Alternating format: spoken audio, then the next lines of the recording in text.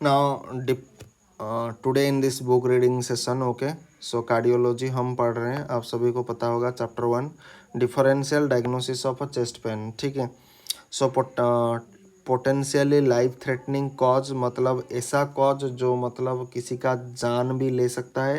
And यहाँ पर आपका थोड़ा ब्लर आ रहा है, कॉमन,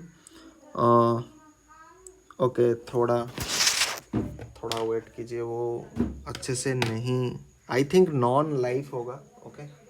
तो थोड़ा बुक देख लेते हैं, क्योंकि जब मैं बुक में इसे स्कैन किया था, मतलब ये ब्लर आ रहा है, ग्लॉसी पेपर है, ठीक है। एंड ये बुक मैं पढ़ रहा हूँ Archit bowler, exam preparatory manual for under graduates, okay, medicine, okay, ठीक है। तो आज सिर्फ बुक रीडिंग हम कर रहे हैं। So common non life threatening cause, common non life threatening cause, okay. So ये हो गया common non life threatening cause, मतलब बहुत ये आम तौर पर होता है, लेकिन ये लाइफ थ्रेटनिंग ये बिल्कुल भी नहीं होता है। बिल्कुल तो कहना गलत होगा, मतलब ये मतलब इतना थ्रेट नहीं दिखाता है, लेकिन ये जितने भी है ये सब थ्रेट दिखाते हैं। नाउ पहला क्या है, एक्यूट कोरोनरी सिंड्रोम, इसमें एक्यूट मायोकार्डियल इन्फेक्शन, ठीक है, S T segment elevation, myocardial infection, non non S T segment elevation,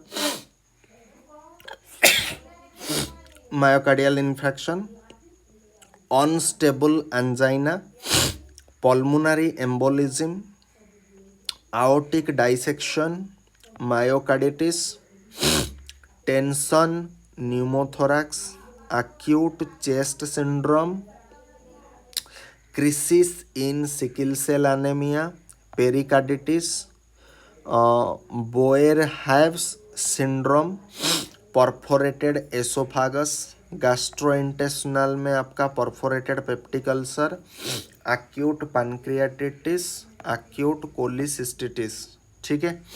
and common non life threatening cause में आपका गैस्ट्रोइंटेस्टिनल में आ जाएगा biliary colic, gastrooesophageal reflux disease, peptic ulcer disease, pulmonary में pneumonia, pleuritis, pulmonary hypertension, okay. Musculoskeletal pain में आपका आ जाएगा कोस्टोकॉन्ड्राइटिस, जिसे बोला जाता है Tietze syndrome,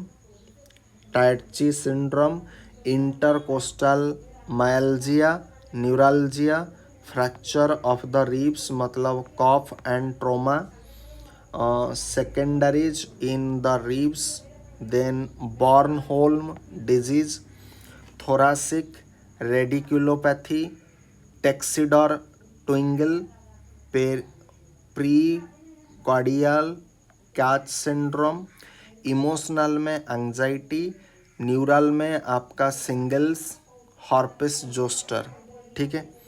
now differential feature of ischaemic cardiac and non cardiac pen.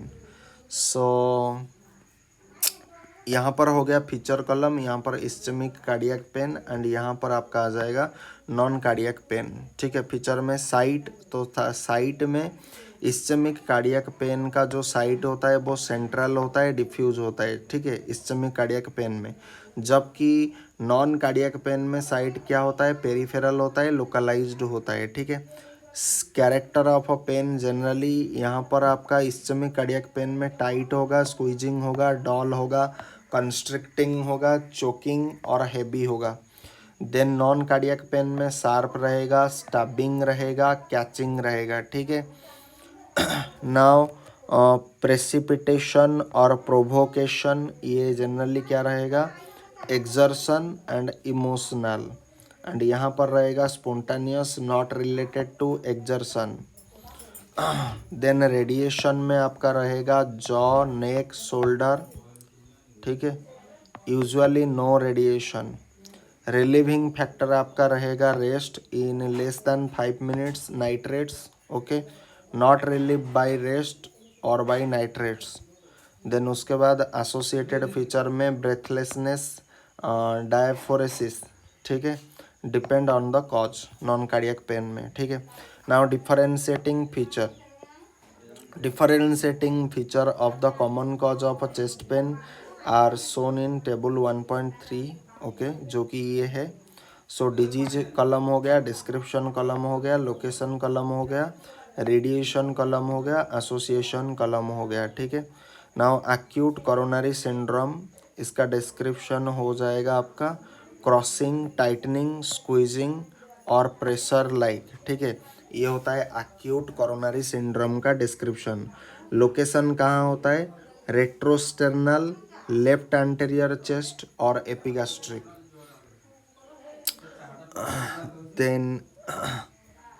Then इसका रेडिएशन क्या होगा?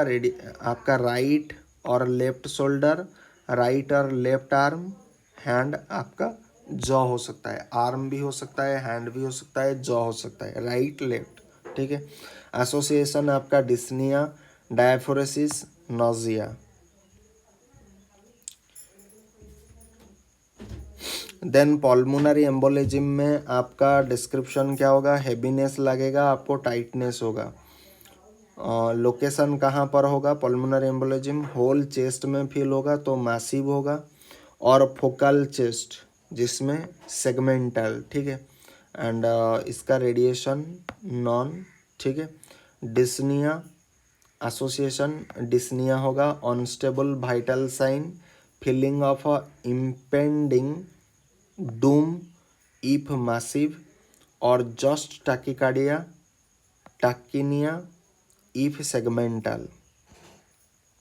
देन यहाँ पर ये थोड़ा अच्छे से भी नहीं दिखाई दे रहा है, ठीक है। तो बाकी बहुत ज़्यादा अच्छा नहीं दिख रहा है। देन एक होता है एओर्टिक डाइसेक्शन, तो इसमें जो डिस्क्रिप्शन होता है वो रिपिंग होता है एंड टीयरिंग होता है। आई थिंक टीयरिंग है, थोड़ा अच्छे से नहीं दिखाई दे रहा है। Okay, tearing. देन लोकेशन हो जाएगा आपका मिड लाइन एंड सबस्टर्नल, ठीक है। Radiation inter scapular area of the back, secondary arterial branch, occlusion, paraplegia, loss of peripheral pulses, ठीक है। देन यहाँ पर तो बिल्कुल भी नहीं दिखाई दे रहा है। ओके, कोई बात नहीं। तो आज के वीडियो के लिए इतना ही, मिलते हैं किसी अगले वीडियो में बुक रीडिंग सेशन में। तब तक के लिए जय Hind, Vande Mataram, thanks for watching.